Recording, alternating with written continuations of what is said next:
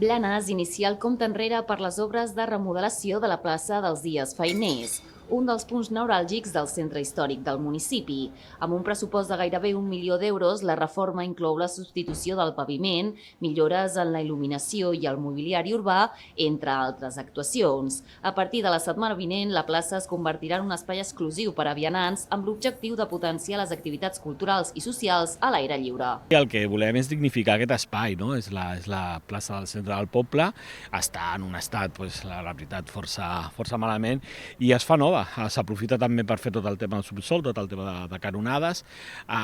Ja dic, no?, que és possible que pugui sortir alguna resta arqueològica. Si és així, es farà el que la llei ens mana que s'ha de fer, i sobretot el que volem és que sigui un espai on la ciutadania el pugui gaudir, que pugui fer-se coses culturals, trobades, etc.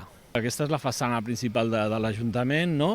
Però tenim la plaça dels Dies Feiners que està com està, no? D'aquí aquesta inversió per dignificar-la i perquè sigui un espai que la gent pugui gaudir.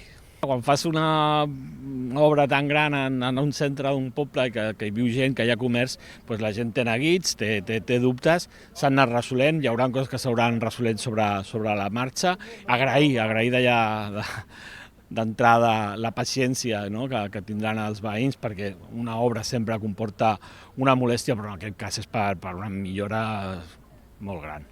La transformació de la plaça dels Dies Feiners també inclourà noves espècies d'arbrat i una il·luminació més sostenible.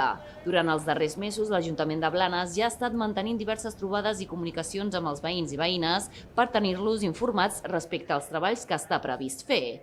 Les obres estan previstes que finalitzin d'aquí a 6 mesos, tot i que el seguiment arqueològic podria modificar aquest termini.